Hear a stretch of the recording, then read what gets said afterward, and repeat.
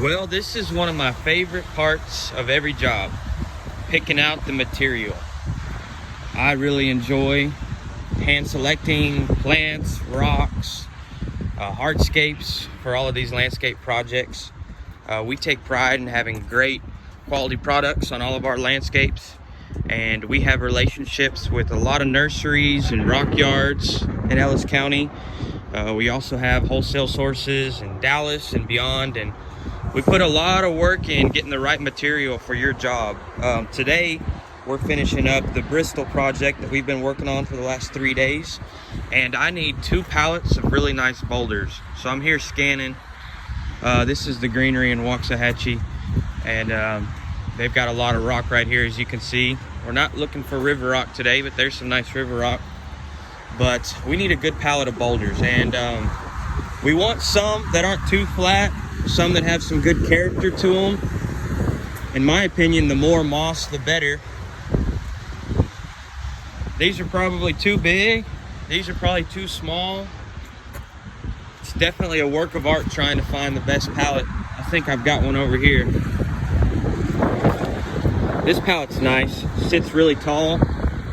Got a lot more boulders than normal. Look at that top one. Really cool moss. Look at that. How would you like to have that in your front yard? I would. Yeah, you've probably got 8 to 10 boulders on here. They're not too flat.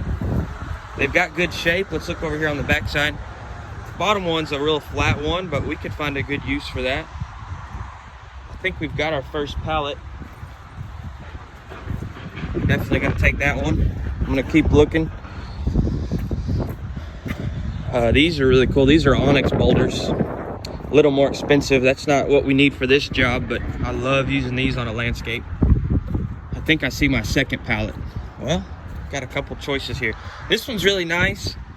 Might be a little too small, but it's got good color to it. We'll come back to it. That one's nice too, but this one caught my eye. Look at this one. They are smaller, but we had a few big ones on that other pallet, but they've got great shape and great color. Yep, I think we found our second pallet. I wanted to give you guys a little bit of a snapshot of the boulders and kind of what we do when we pick them out. We're not the kind of company that just orders 18 pallets of the same thing and have cookie cutter homes. We like to do everything custom. We hand select all of our material, and like I said, that's probably one of my favorite parts of the job, getting to design on spot and seeing everything come together. We'll be back at the job site in a minute, and I'll show you our progress. Well, we've got our boulders picked out, but now I need to get just a few more plant material. Most of the plants are already on the job site, but as we were setting out plants yesterday, I noticed a couple of holes.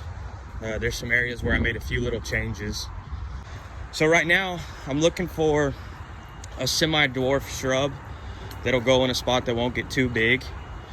We got a lot to choose from, even in winter, so we got some good stock here at the Greenery today. Dwarf Wheeler's Pittosporum stays real low, but it doesn't like the full sun. We're putting it in an area that has full sun. Sunshine Ligustrum are my favorite, but we've already put about 25 of them on this job, and they get a little too big for the spot I'm looking for. So I'm gonna keep walking here. Dwarf Yopon is always a good choice, but I'm looking for something just a little more color, a little more exciting. Here we got some Indian hawthorn. That's kind of the size we're looking for, but we've also got plenty of those on this job, and we tore a lot of them out that had black spot in it, so I don't want to go back in with hawthorn. Texas sage gets a little too big, but those Texas sage look good. What's around here? Here's a good one. This is big blue liriope. Actually, this might be super blue.